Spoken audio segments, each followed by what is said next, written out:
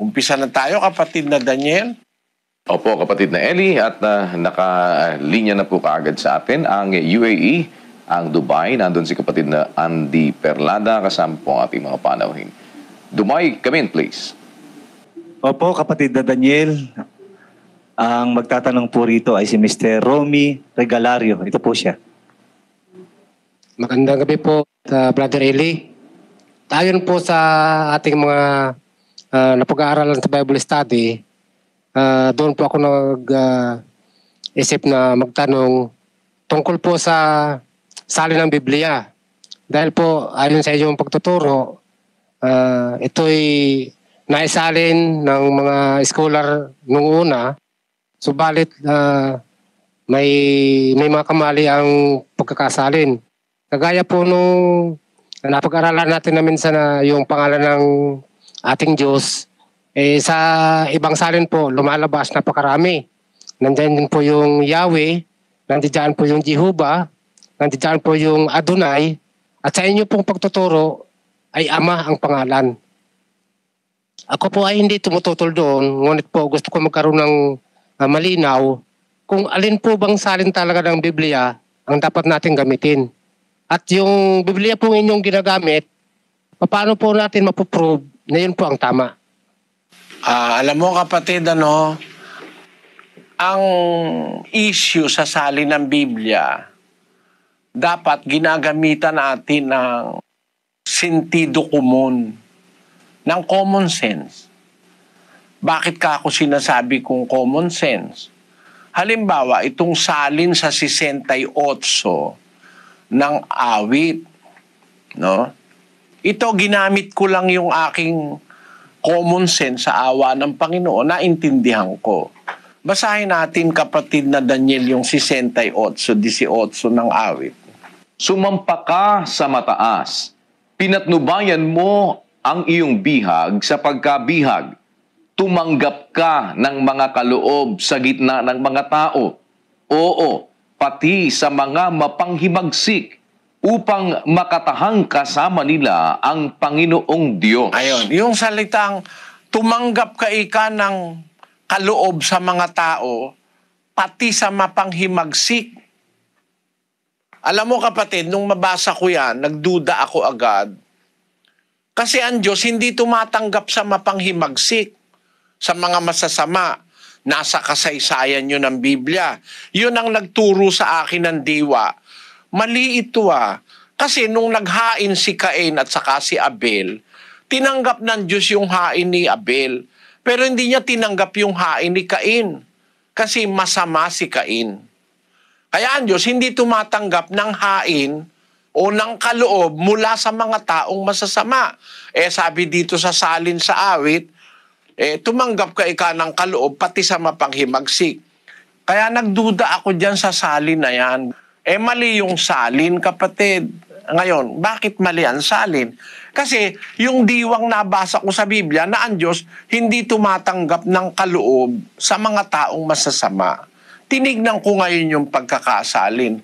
Ang ginagamit palang salita dyan na tumanggap ka ng kaloob, yung salitang Hebreo na laukak, na ang kahulugan ay tumanggap o to take, to accept. Pero meron siyang isa pang kahulugan, to bring, magdala, magbigay. So dalawang magkakontrang kahulugan yan sa wikang Hebreo. Ang laukak pwedeng magbigay o pwedeng tumanggap. Ang nagsalin, ang ginamit yung tumanggap. Nung yan ay isitas ni Pablo, nung isite ni Pablo yan, hindi siya conforme doon sa tatanggapan Diyos ng kaloob. Kundi ang sabi niya, sabi ni Pablo dito sa 4:8, Kaya't sinasabi niya, nang umakyat siya sa itaas, ay dinala niyang bihag ang pagkabihag at nagbigay ng mga kaloob sa mga tao. Ayon, ang Diyos nagbigay ng mga kaloob sa mga tao. Na yung kaloob na ipinagkakaloob niya, kahit sa mapanghimagsik nagkakaloob siya, kagaya ni Judas.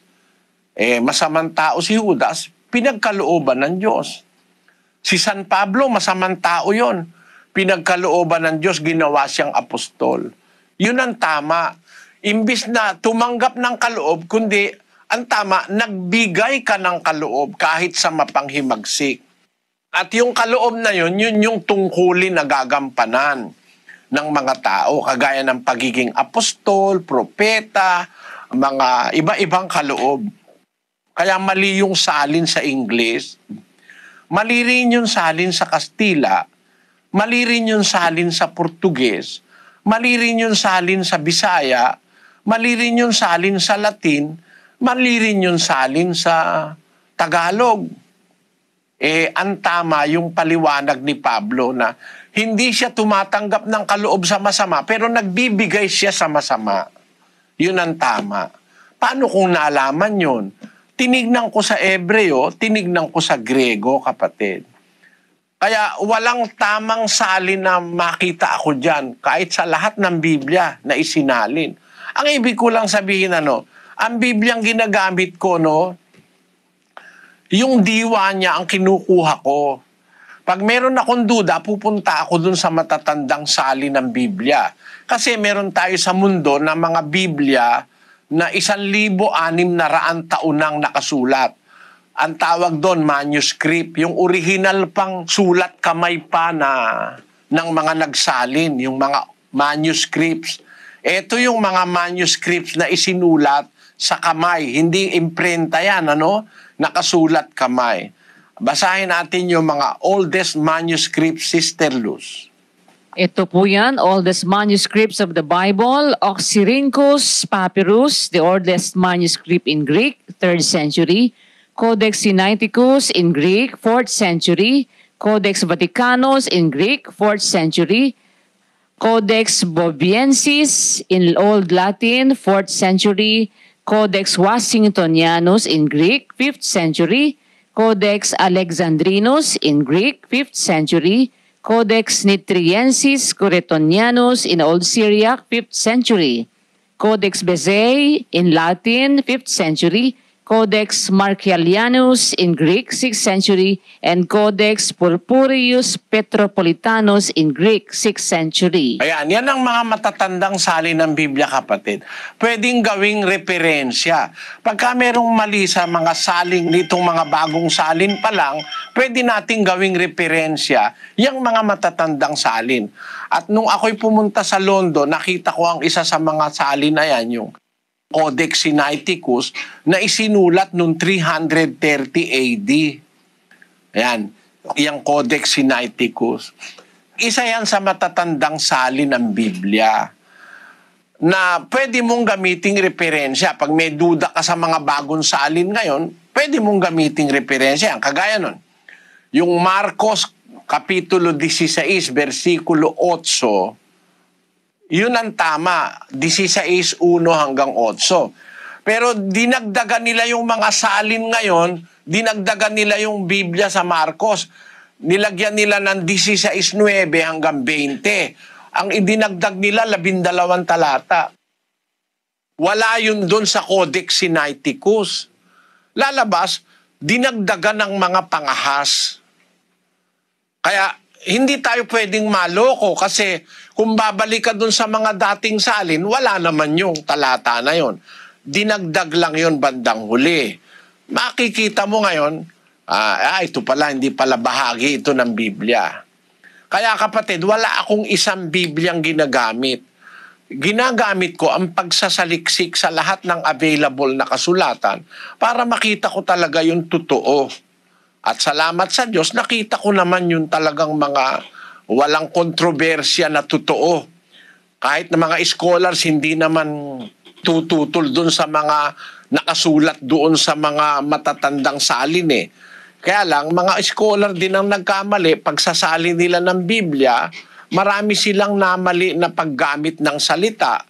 May mga salitang contradiction pa eh. Halimbawa, kagaya nung nasa Deuteronomio, Doon sa Deuteronomio kasi, nakalagay na huwag mong yuyurakan sila.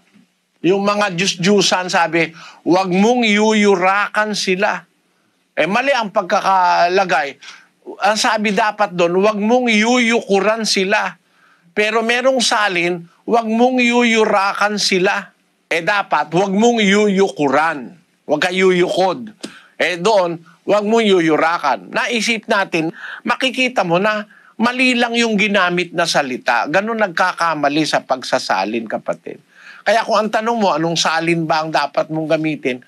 Wala kasi ngayong salin na eksaktong-eksakto lahat Merong isalin na tama siya sa parte na yon pero mali naman siya dun sa ibang parte. Para makita mo yung pagkakamali, pumunta ka dun sa mga matatandang salin. Kaya lang, kung hindi ka naman marunong bumasa ng Grego at saka ng Ebreo, hindi mo rin maintindihan. Ako, meron ako kasing computer na ginagamit, nandun lahat yung halos lahat ng salin, pinagkukumpa-kumpara ko, tapos tinitignan ko yung kahulugan sa salita na ginagamit, nakikita ko yung talagang dapat nakahulugan sa pamamagitan din ng diwang nakasulat sa Biblia. Kagaya nung ginamit ko sa yung halimbawa na mali yung salin sa 68:18, mali yun. Ang Diyos hindi tumatanggap ng kaloob sa mga taong mapanghimagsik, kundi nagbibigay siya kahit sa mapanghimagsik ng kaloob. Ayon. Kaya ako naintindihan yon, pumunta ako dun sa Griego.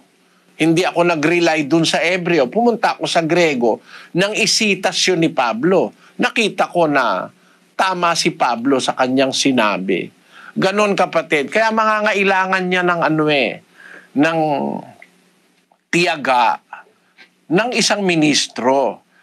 Kaya ang miyembro hindi naman yung mga inaaralan, hindi nyo naman kaloob sa inyo yan Ang kaloob dyan, nasa ministro o nasa nangangaral. Basahin natin yung 12 ng Ecclesiastes, kapatid na Daniel.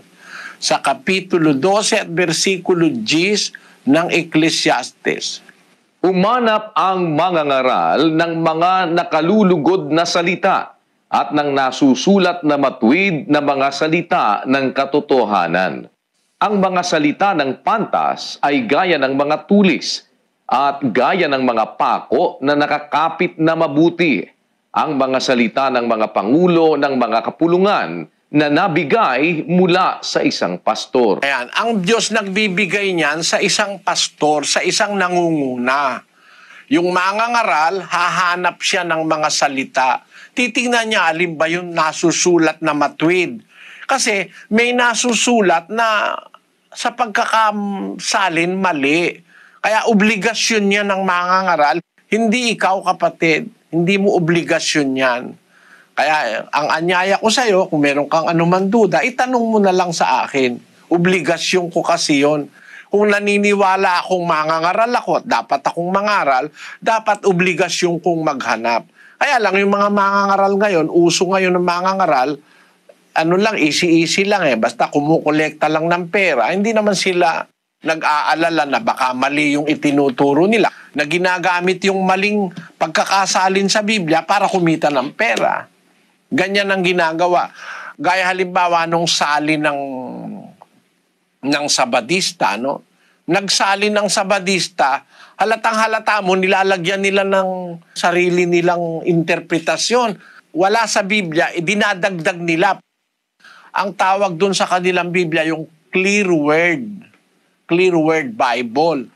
Tingnan mo ang pagkakaiba, itong Bible ng Sabadista, Pakikita ko sa iyo, itong salin ng Sabadista, dinagdagan nila ng mga salita para patunugin yung paniniwala nila na si Kristo raw ang Miguel Arcangel. Para sa Sabadista kasi, si Kristo si Miguel Arcangel. Para mapatunog nila yon, yung mga talata, dinagdagan nila ng kanilang mga imbento. Kagaya halimbawa, itong 12:1 ng Daniel, pakibasa mo, kapatid na Daniel. At sa panahong yaon ay tatayo si Miguel, na dakilang prinsipe na tumatayo sa ikabubuti ng mga anak ng iyong bayan, at magkakaroon ng panahon ng kabagabagan na hindi nangyari kailanman mula nang magkaroon ng bansa hanggang sa panahong yaon. At sa panahong yaon ay maliligtas ang iyong bayan, bawat isa na masusumpungan na nakasulat sa aklat. Ayan, diyan lang nakasulat, ano? Tatayo si Miguel na dakilang prinsipe sa panahon ng kabagabagan. Abay, nung magsali ng Sabadista ng Biblia nila, doon sa talata na yan sa 12:1, nilagyan nila, tatayo si Miguel na anak ng Diyos. Dinagdagan ng salitang anak ng Diyos para patunugin na yun ay si Kristo. Kaya panluloko ang ginagawa sa kapwa. Hindi lang yan. Meron pa silang mga ibang talatan, dinagdagan pa rin. Sa 12:7 ng Apokalipsis, pakibasa mo kapatid na Daniel. At nagkaroon ng pagbabaka sa langit. Si Miguel at ang kanyang mga anghel ay nakipagbaka sa dragon. At ang dragon at ang kanyang mga anghel ay nakipagbaka. Ayon, sa talagang Biblia na galing sa mga matatandang salin, nakipagbaka sa langit si Miguel at ang kanyang mga anghel sa dragon na siyang demonyo. Alam mo ba yung nakasulat sa salin ng Sabadista? Eto, pagkumparahin natin, pakita natin. Sa King James Version, there was war in heaven. Michael and his angels fought against the dragon, and the dragon fought and his angels. Sa Sabadista, pakibasa mo kapatid na Daniel. God's son, Michael, and the loyal angels fought against the dragon. Oh, nilagyan nila nung God's son para patunugin si Kristo yon, si Michael. Eh wala naman nakalagay doon sa mga matatandang salin na si Michael ay God's son o anak ng Diyos. Ang paniwala rin ng saksi ni Jehovah, si Miguel din, si Kristo. Naihawa ng mga Sabadista ang saksi ni Jehovah. Ang saksi ni Jehovah kasi offshoot ng Sabadista sa Amerika. Nauna Sabadista, naanib doon sa Sabadista yung nagpundar ng saksi ni Jehovah. Nung mag-away-away sila, nagpundar ng saksi ni Jehovah si Charles Taze Russell. Dala-dala ngayon yung paniniwala niya sa Sabadista na nakuha niya doon sa Bibliang iminali ng Sabadista. Nung ang mga saksi ni Jehovah naman ay malaki ng relihiyon, nagsalin sila ng sarili nilang Biblia. Para naman mapaniwala ang tao na Jehovah ang pangalan ng Diyos, lahat ng salitang Panginoon sa Ebreo, pinalitan nila ng Jehovah. Lahat ng salitang Panginoon, puro Jehovah. Lahat ng salitang Diyos, pinalitan nila ng Jehovah. Kaya naniniwala ngayon yung nakabasa sa Biblia nila, ang pangalan pala ng Diyos, Jehovah. Hindi Jehovah ang pangalan ng Diyos. Kasi yung Jehovah, imbento yon nung 14 na siglo. At katunayang hindi Jehovah pangalan ng Diyos, wala naman letter J sa Hebrew. Walang hota sa Hebrew. Paano magiging pangalan ng Diyos ay nag-uumpisa sa hota, ang Jehovah, wala naman letter J sa Hebrew. Imbento lang yung Jehovah na yan. Nilagay nila sa Biblia nila. Kaya siguradong yan ay garapal na mga salin. Yang salin ng saksi ni Jehovah, garapal na salin yan. Yang salin ng Sabadista, garapal na salin yan. Mabuti pa nga yung salin ng Katoliko kung minsan Hindi masyadong garapal, pino pa. Bagaman meron din silang mga in-inject na mali, hindi masyadong garapal na kagaya nitong saksi ni Jehovah at saka ng Sabadista na pinapalitan talaga yung mga nasa orihinal. Kaya hindi ikaw ang mayroong problema niyan, kapatid na Romy. Kung maaanib ka sa samahang ito, mawawala lahat ng problema mo tungkol sa salin dahil ang nangangasiwa sa samahang ito, nagmamalasakit sa kapwa na huwag mailigaw ng mga iba-ibang maling pagsasali ng Biblia. Talagang tinutuklas natin sa ating pag-aaral, alin ba talaga ang tamang diwa ng kasulatan? Yun ang ating itinuturo. Kagaya sa atin, hindi tayo naniniwala dun sa salitang Trinidad. Kasi wala sa Biblia yon. Imbento lang yung Trinity na ang Ama, Anak, Espiritu Santo raw magkakapantay sa lahat ng bagay. They are perfectly equal. Mali sa Biblia yun, hindi sila perfectly equal. Naniniwala kaming may Ama, Anak, at Espiritu Santo. Pero hindi sila magkakapantay-pantay gaya ng paniniwalang inimbento. Mabuti nga, basahin mo na yan, Sis Luz. ang pananampalataya ng ating mga ninuno. Opo, ito po yan. Ang pananampalataya ng ating mga ninuno, ito po ay sinulat ni James Cardinal Gibbons sa page 8.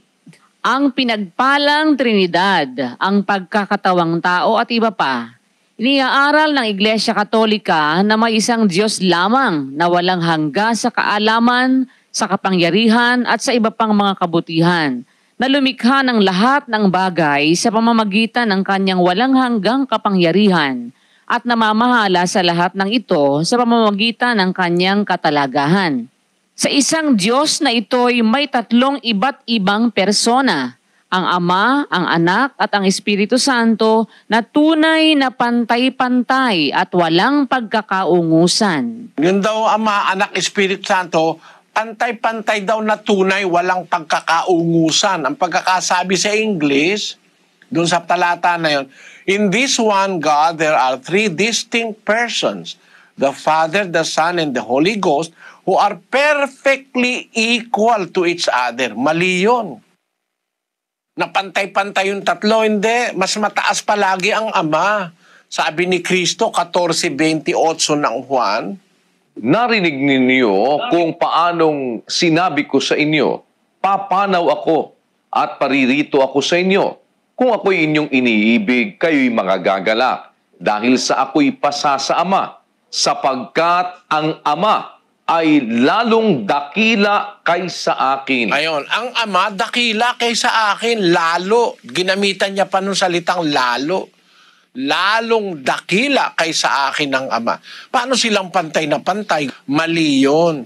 Hindi totoong pantay na pantay. Kaya yung doktrina ng Trinidad, wala sa Biblia yon. Wala ngang mababasang Trinidad sa Biblia. Mabuti pa nga yung pipino meron sa Biblia, pero Trinidad wala. Basahin natin yung bilang, 11:5.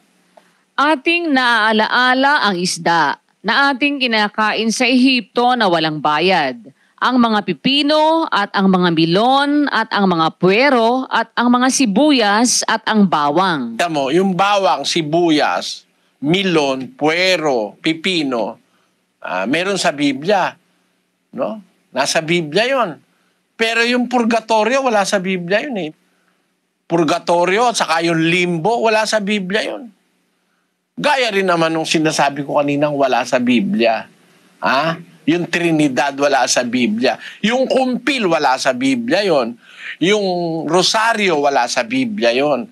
Labag pa nga sa Biblia yung rosaryo eh. Kaya hindi tayo maililigaw kung magsasaliksik ang mangangaral sa mga matatandang mga kasulatan. Kung tawagin manuscripts. Kaya manuscripts, sulat kamay. Hindi pa uso kasi ang imprenta noon eh.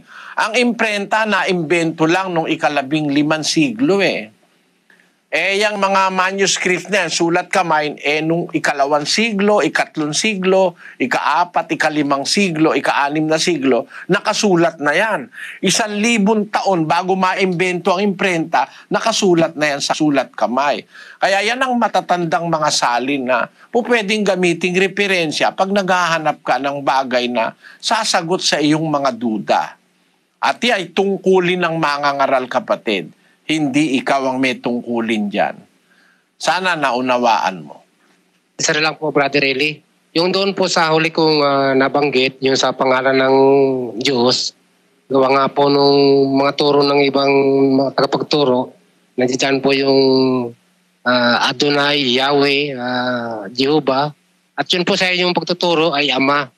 Yun po ay gusto ko pong mapatunayan na kung paano natin mapapatunayan na yung Biblia na yun na nabasahan natin ng pangalang Ama at yun ay totoo. At ano pong Biblia ang pwedeng bilhin natin ayon po sa tamang pagsasaliksik. Kasi sa kapakanan po ng lahat ng Biblia yon, kapatid, na ang pangalan niya ay Ama. Sabi ni Kristo manalangin kayo ng ganito, Ama namin na nasa langit ka. Sambahin nawa ang pangalan mo. Ano ba yung pangalan doon? Yung Ama. Kaya lahat ng salin ng Biblia nandun yun Our Father which art in heaven, hallowed be thy name. Yung kasing pangalang Ama, Pinipiloso po nila eh. Hindi ka pangalan yan, title lang yan, titulo. Mali, pangalan yan. Yan nga ang pangalan yan nung wala pang tao eh, wala pang kahit ano eh. Dadalawa pa lang silang mag-ama nun. Wala pa mundo nun. Ang tawag ni Kristo sa kanyang tatay, Ama. Ang tawag naman ng Ama sa kanyang anak, Anak. Basahin natin ang 2:7 ng awit. Aking sasaysayin ang tungkol sa pasya. Sinabi ng Panginoon sa akin, ikaw ay aking anak. Sa araw na ito ay ipinanganak kita. Ang tawag ng Ama sa kay Kristo, ikaw ay aking anak. Wala siyang ibang pinagsabihan nun.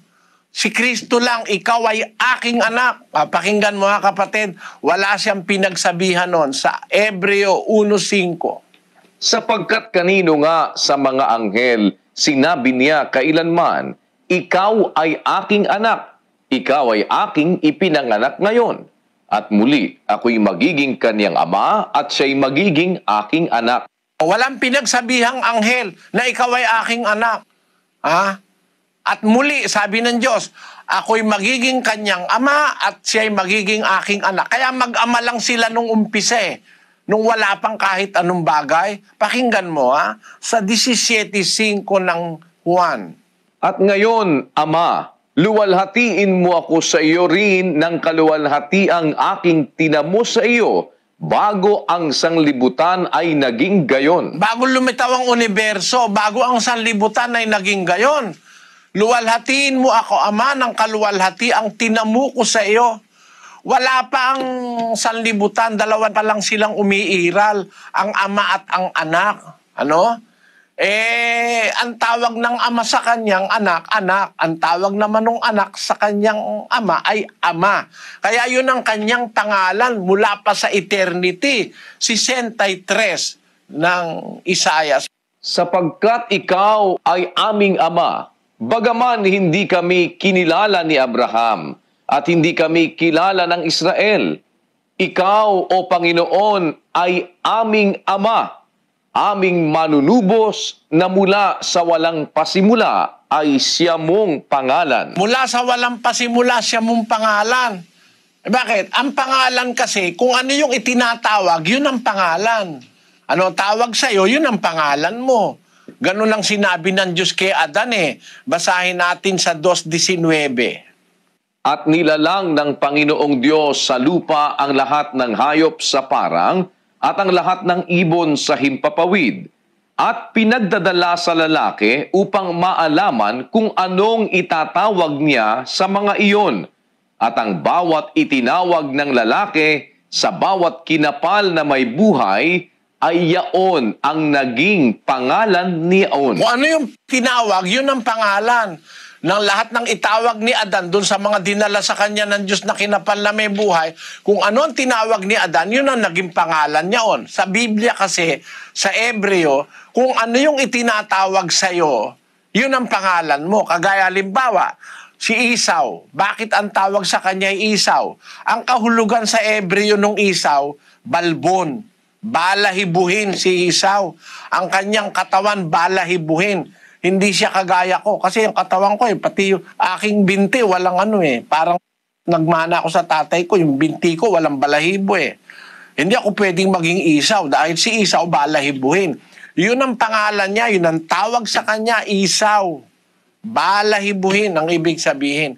Ano ibig kong sabihin, kapatid? Kung ano yung itinatawag, yun ang pangalan ayon sa Biblia.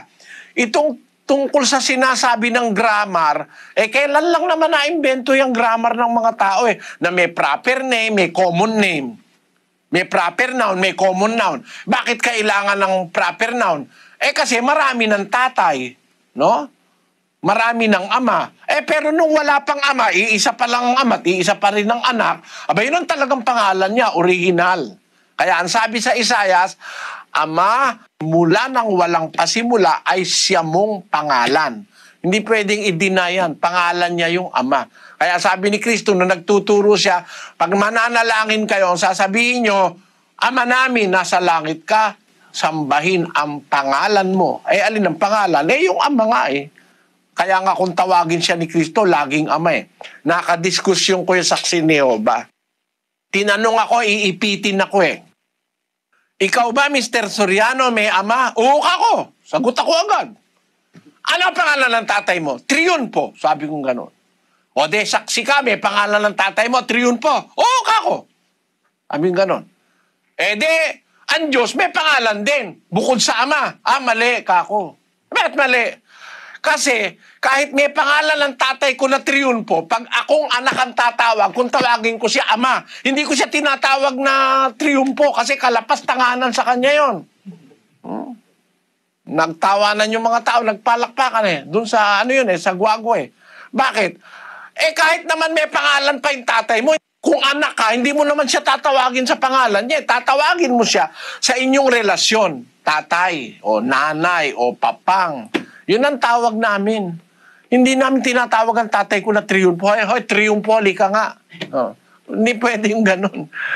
Hindi raw pangalan ng ama. Pangalan nyo, yun lang Panginoon, pangalan yun eh. Ayon sa Biblia, pinalitan lang nila ng Jehova eh. O, basahin natin. Ang pangalan niya, ayon sa Biblia, Panginoon. O, pakinggan nyo sa 33:2 ng Jeremias. Ganito ang sabi ng Panginoon na gumagawa niyaon, ng Panginoon na umaanyo niyaon upang itatag. Panginoon ay siyang kaniyang pangalan. O, yung salitang Panginoon, pangalan ng Diyos yun eh.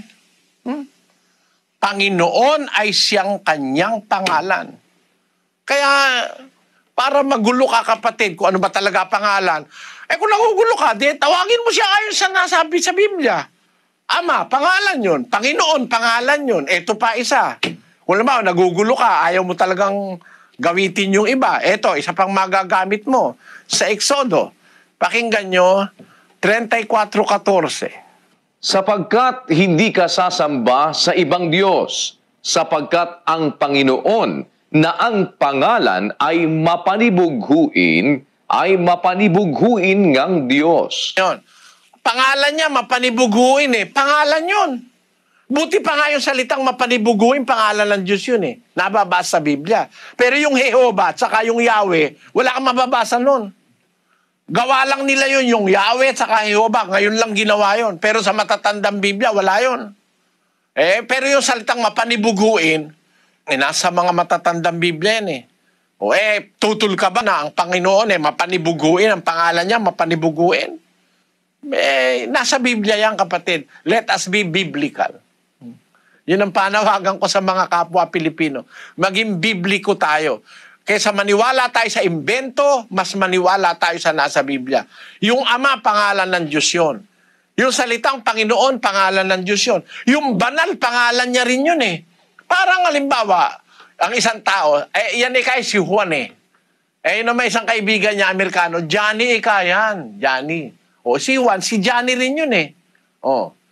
Doon naman sa kabilang, sa baryo nila, si Dakma. Si Dakma yan eh. Pangalan niya lahat yun eh. Kasi tumutukoy sa kanya lahat yun. Kaya nga meron kang palayaw, meron kang apelyido, pangalan mo yun eh. Meron kang first name, middle name ka, pangalan mo lahat yun eh. Pwede naman gamitin sa'yo lahat yun eh, di ba? Ganon din naman yan. Ang Diyos, maraming katawagan sa Biblia. Yung salitang banal, ay pangalan niya yun. 57:15 ng Isayas. Sapagkat ganito ang sabi ng mataas at matayog na tumatahan sa walang hanggan, na ang pangalan ay banal. Ang pangalan ay banal. Yung salitang banal, katawagan sa Diyos yun. Na tumatahan sa walang hanggan. Mataas at matayog. Ngayon, kung hindi mo pa rin naiintindihan yan, kapatid na Romy, wala na akong magagawa sa'yo. Salamat sa iyong pagdalo.